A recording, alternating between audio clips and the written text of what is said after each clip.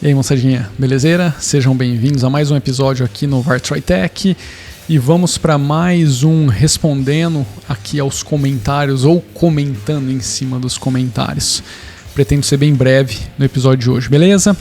Vamos ao que interessa. Aliás, antes de ir ao que interessa, já deixa aquele joinha maroto, se inscreve no canal porque tá vindo muita coisa bacana por aqui e também digita aí no YouTube Vartroy Music, se você tiver no YouTube, claro, para conhecer o projeto musical Vartroy. Lá tem muita coisa bacana também. Se você curtir aquele projeto, adquire o EP Daydreams 10ão, pacote digital completaço em alta qualidade, e você vai ajudar muito aquele projeto a continuar produzindo aí essa sonzeira para você, se você curte esse tipo de som, claro.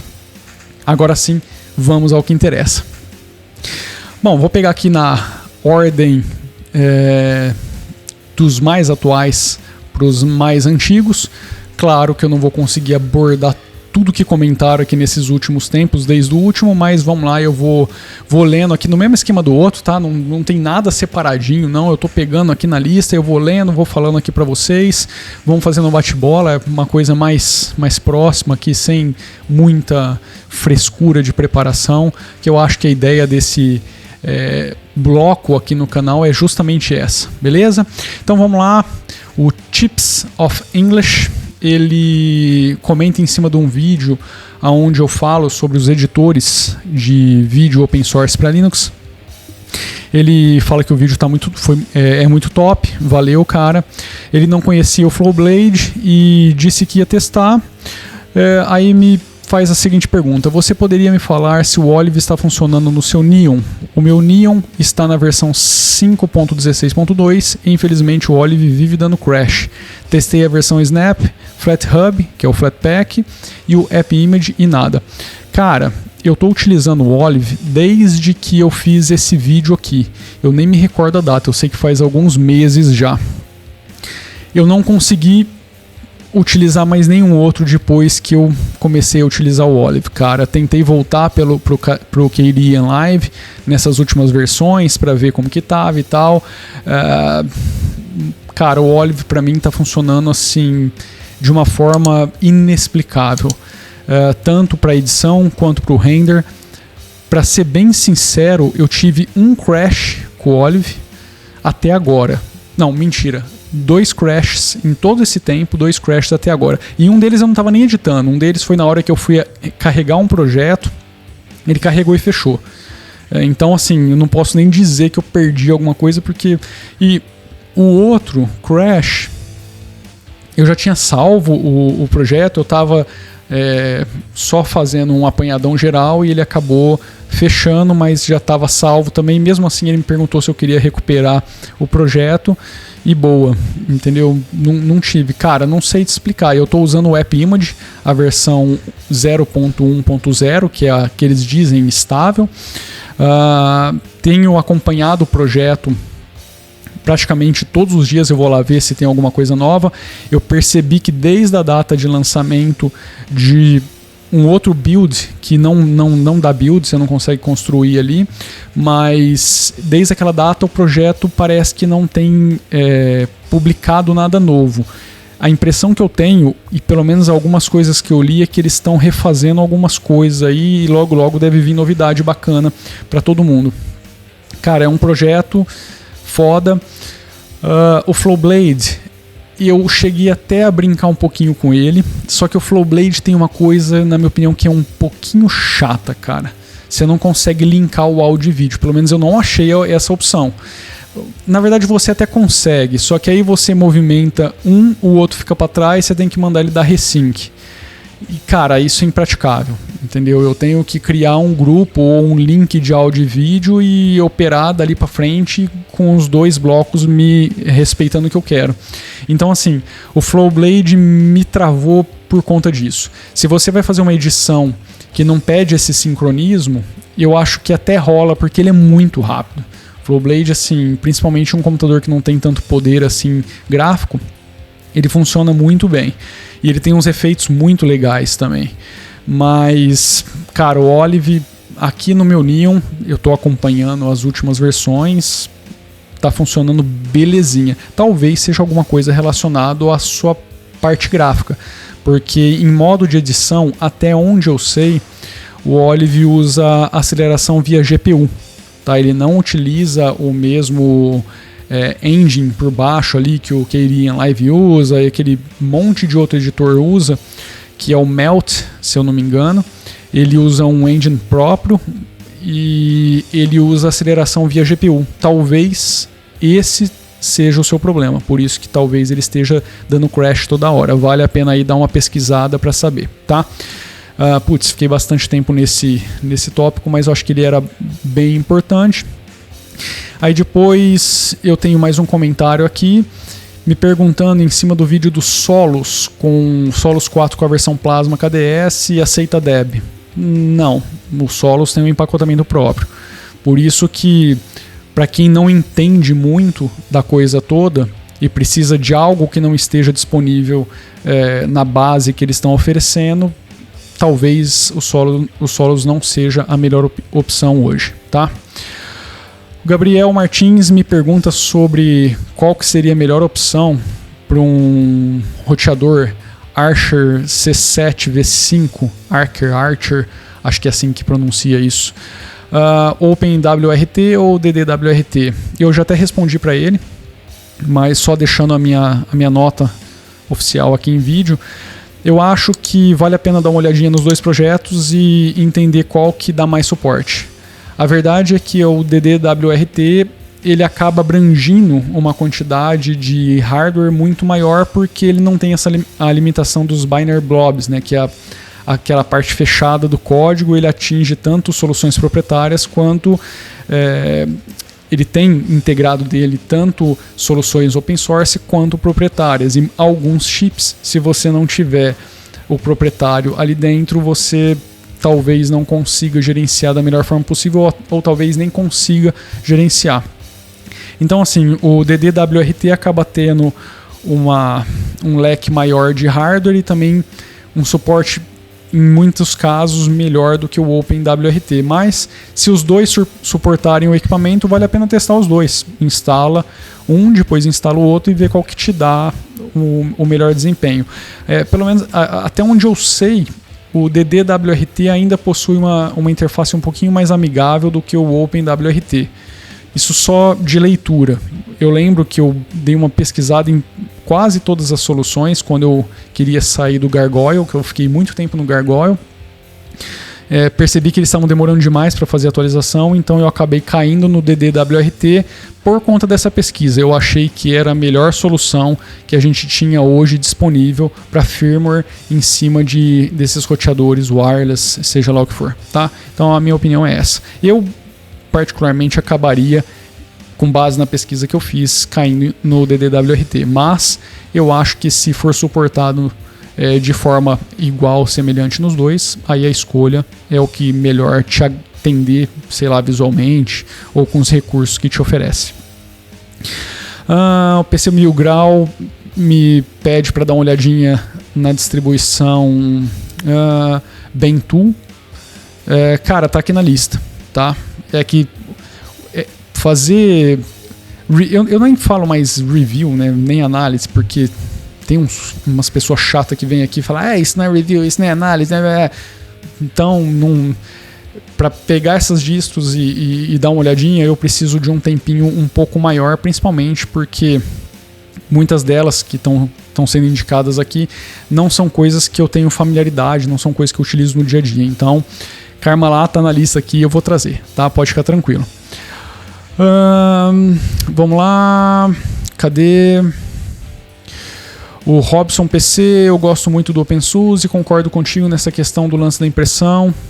Ele diz aqui, saio dele toda vez que precisa imprimir algo e dá alguma coisa errada. O Robson está comentando em cima daquela questão que eu falei no vídeo do Solos Plasma, do gestor de impressão. Que eu falei assim, você tem duas interfaces para te levar para o mesmo caminho e elas podem te dar resultados diferentes, pelo menos visualmente diferentes. E aí ele fez esse comentário e é foda. Eu acho que assim, toda distro deveria ter um único painel de configuração para tudo, tá? O Neon ele faz isso com primor absurdo.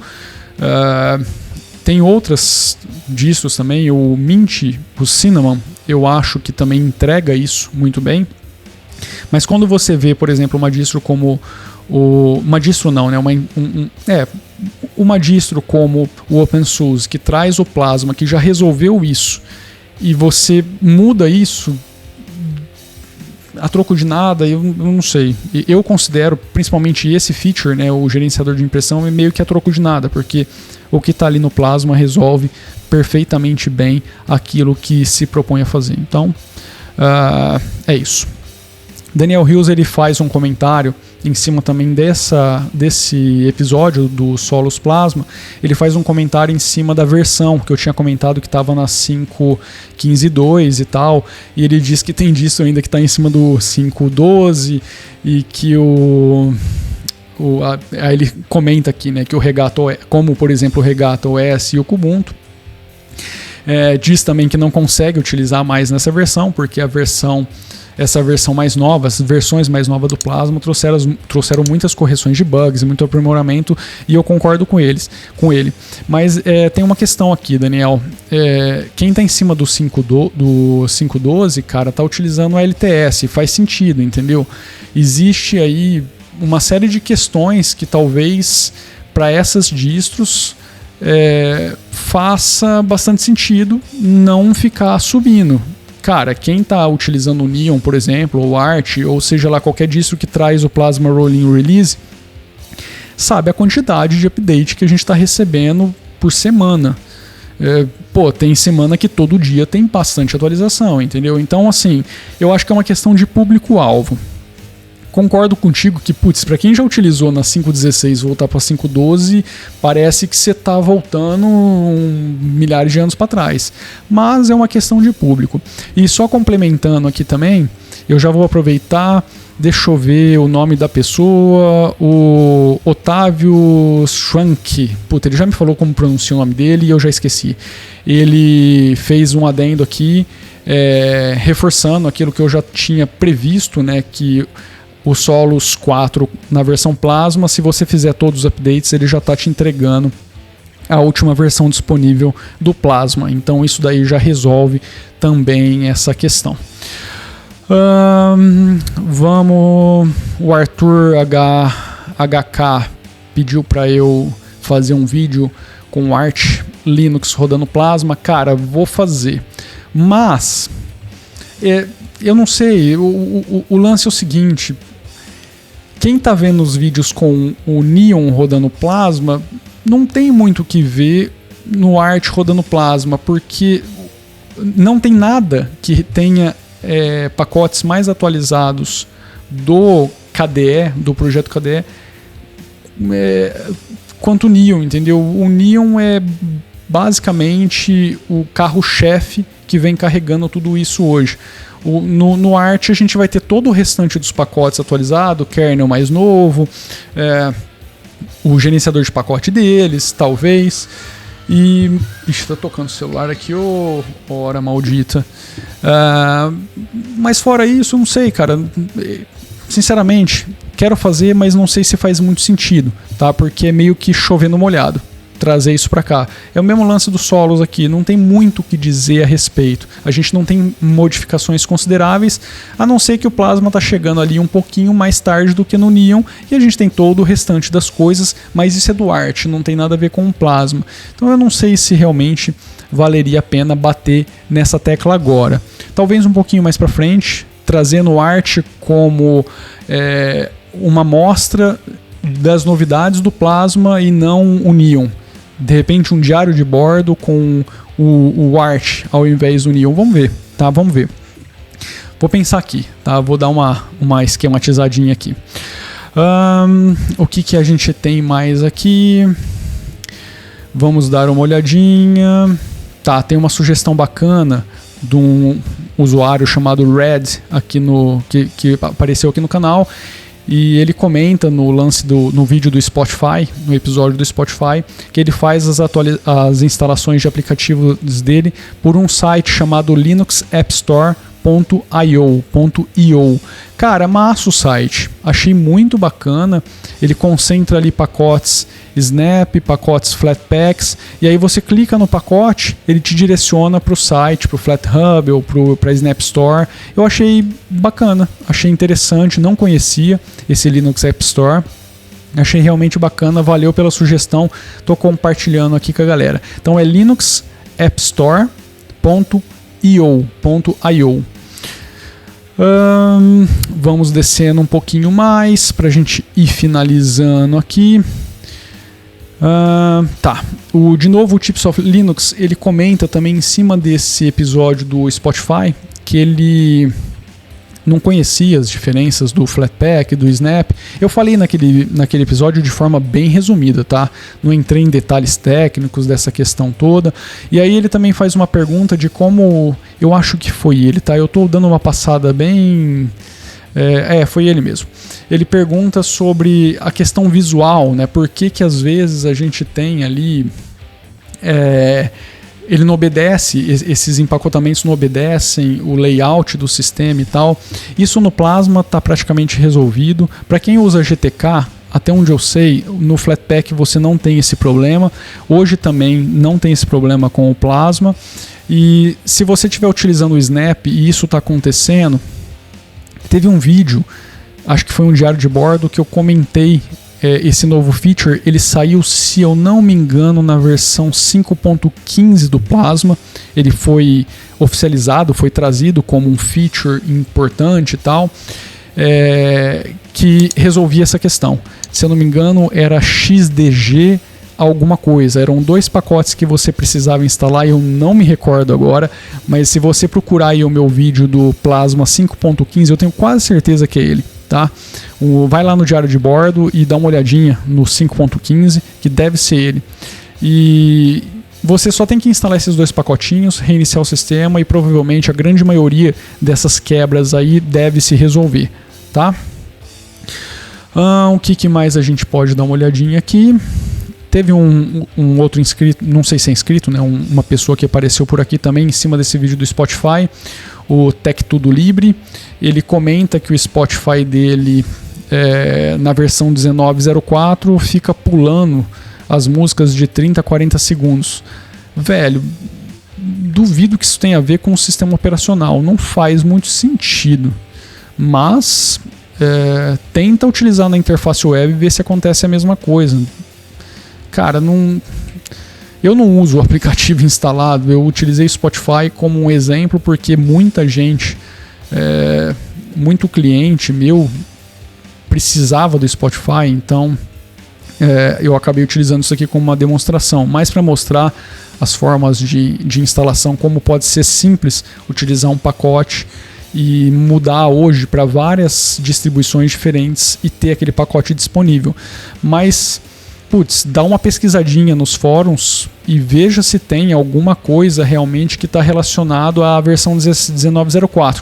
Talvez alguma biblioteca, mas se você estiver instalando via Snap ou Flatpak, não tem por que isso acontecer, porque você está utilizando um container que já tem as coisas embedadas ali. Não sei te dizer de fato o porquê que realmente isso está acontecendo. Bom, para finalizar, porque esse episódio já está ficando muito grande, tem muito comentário aqui, a Agatha, ela fez um comentário, eu não vou achar ele aqui agora porque já passou bastante tempo, mas eu acho pertinente trazê-lo aqui agora, sobre os pacotes 32 bits que a Canonical anunciou, aliás, tanto a distro 32 bits, que já saiu, né, eles pararam de entregar, quanto os pacotes, eles tinham anunciado que estariam tirando oficialmente os pacotes 32 bits, e aí depois de muito tempo disso ter sido anunciado, porque não foi anunciado no final de semana que o desenvolvedor lá da Valve soltou o tweet dizendo que provavelmente a Valve deixaria de suportar o Ubuntu, não foi nenhuma nota oficial que a Valve fez, mas, né, enfim, ela pediu para eu comentar sobre essa questão tal do Ubuntu tá abandonando ou não abandonando os pacotes 32 bits e tudo mais. E eu disse a ela que eu precisaria de um pouco mais de tempo para dar uma digerida, né, ter uma opinião um pouco mais formada, porque naquela época eu estava com um pouco de mixed feelings. Eu estava vendo muitas opiniões diferentes e tentando tirar ali o que de fato eu achava que era o mais plausível de seguir. E uma coisa é fato, esse lance de abandonar bibliotecas 32 bits é uma coisa que está sendo falada não faz nenhum e nem 2 anos, já tem muito tempo. A gente está numa lenga-lenga para derrubar isso daí já faz muito tempo. O que acontece com as bibliotecas 32 bits em sistemas 64 bits? Primeiro que elas estão abandonadas, elas estão largadas lá, e isso que o desenvolvedor da Canonical basicamente falou algumas semanas antes, acho que foram 2 ou 3 semanas antes desse tweet da Valve acontecer. Falou, gente, ninguém tá pondo a mão naquilo, tá abandonado. Aquilo ali pode ser uma bola de neve de entrada de falha de segurança. E como parece que ninguém se importa mais com aquilo e a quantidade de usuários, segundo a pesquisa deles, se eu não me engano, estava ali na casa dos 3 ou 4% que de fato estavam utilizando o sistema 32 bits, ele falou assim, o melhor seria, nesse momento, tirar fora. Como ninguém está atualizando, aquilo ali... É diferente você ter um sistema 32 bits com as bibliotecas 32 bits, tudo bonitinho. Quando você tem essa situação onde o kernel é 64, você tem as bibliotecas 32 bits, existe todo um emaranhado ali que não é tão simples de se dar manutenção. E eu não sei nem se esse pessoal consegue mais fazer isso. Entendeu? Eu não sei se eles têm energia energia que eu digo é no sentido de recurso suficiente para realmente focar naquilo e fazer com que aquilo esteja 100% de acordo com todo o resto. Então, assim, infelizmente a gente está nessa ladainha há muito tempo. Hoje, eu diria que com as tecnologias que a gente tem, com o Snap Package, com o Flatpak, com os App Images, eu acho que a reação da comunidade, a reação do desenvolvedor da Valve foi extremamente desnecessária.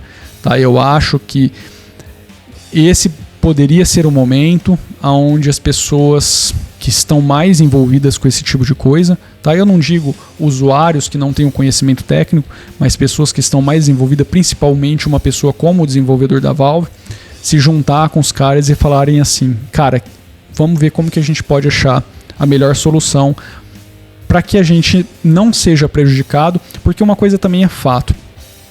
Games, eles não são atualizados assim com a mesma frequência que os aplicativos. Tem jogos que foram lançados, sei lá, 2, 3, 4, 5 anos atrás. Esses jogos não vão ser atualizados para 64 bits. Então é óbvio que você vai precisar daquelas bibliotecas para funcionar.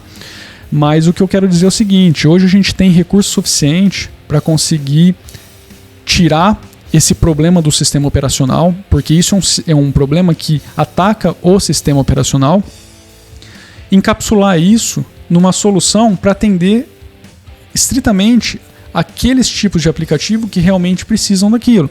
Então eu acho que esse deveria ser o momento onde essas pessoas mais envolvidas, essas empresas que estão mais envolvidas com esse tipo de coisa, se juntassem e falassem, pô, realmente está na hora, vamos fazer a coisa mudar, vamos achar a solução bacana para isso e não, tipo, catar merda, jogar no ventilador e foda-se Canonical, tá? Uma coisa que eu vi também, eu tava assistindo o Linux Unplugged, os caras falando sobre isso, e o Chris Fisher fala uma coisa que também é foda, o cara tem razão, tá? A Canonical, ela precisava, em algum momento, trazer isso à tona, porque eles estão vendo um problema latente na distribuição deles. Isso é uma coisa que não está só envolvendo eles. Todas as distribuições que têm os empacotamentos 32 bits em cima da arquitetura de 64 bits estão na mesma situação. Os pacotes 32 bits estão abandonados. E aí a galera caiu, foi uma chuva de meteoro em cima dos caras. Aí daqui um ano, cara, as outras distribuições, elas ficam quietinhas. Daqui um ano as outras distribuições vêm e... a gente tá largando, viu, as bibliotecas 32 bits. E ninguém fala nada. Beleza. Esse tipo de coisa, entendeu? Eu acho que, seria a hora de todo mundo que tá envolvido com esse tipo de coisa se pronunciar, peraí, realmente o problema existe, vamos resolver, senão a gente vai ficar nessa mesma balelaiada do Flash que até hoje ainda está sendo entregue de forma porca nos navegadores, entendeu? Sei lá. O problema dos 32 bits é ainda pior do que o Flash, porque o Flash ainda tem ali as atualizações, segurança e tal, não é ele ainda não, ele não é as mil maravilhas, mas tem gente olhando ele e atualizando. As bibliotecas 32 bits, dá uma olhadinha, vai lá, eu não digo pra Agatha, tá? Mas quem acha que os caras estavam, sei lá, querendo fuder com a Valve ou qualquer outro tipo de coisa, vai lá dar uma olhadinha como que tá o projeto e vai dar uma olhadinha na complexidade que é manter aquilo. O que acontece? Os caras voltaram atrás, não sei ainda, acho que não se sabe com exatidão se eles realmente vão preservar isso no próximo ciclo, mas se sim, cara, é um puta de um esforço à toa para manter algo que meio que não tem solução, entendeu? Seria muito melhor pegar esse tempo, esse recurso e dedicar para achar essa solução em cima desses empacotamentos e resolver o problema a várias mãos. Enfim, essa é basicamente a minha opinião. Eu não vou falar muito mais aqui porque, o episódio está muito grande. Eu acho que esse assunto ele renderia um episódio de 20 minutos para mais. Eu tentei resumir aqui, não sei se eu consegui manter o meu raciocínio, não sei se eu consegui entregar clareza em cima disso, porque eu estou tentando matutar aqui de forma que eu consiga minimizar o tempo, porque eu estou vendo aqui no cronômetro e isso daqui está ficando muito longo. Então, basicamente é isso, tá? Eu acho que os caras fizeram certo, eu acho que está na hora já de abandonar isso, e está na hora deles dedicarem esse recurso para coisas que realmente importam, porque isso vai segurar, quer queira, quer não, você está tirando esforço de uma parte, você está dedicando esforço para uma galera que poderia estar trazendo umas coisas muito melhores para o sistema e avanços muito melhores para o sistema, a troco de... acho que vocês entenderam, beleza? Bom, eu vou ficando por aqui então, porque esse episódio está muito grande. Não esquece de deixar o joinha marotaço, se inscrever no canal e também lá no projeto Retro Music e dar uma força pra gente. Se você curte um bom e velho ou novo rock and roll, dá um pulinho lá, beleza? Valeu, um abraço, nos vemos no próximo episódio, fui!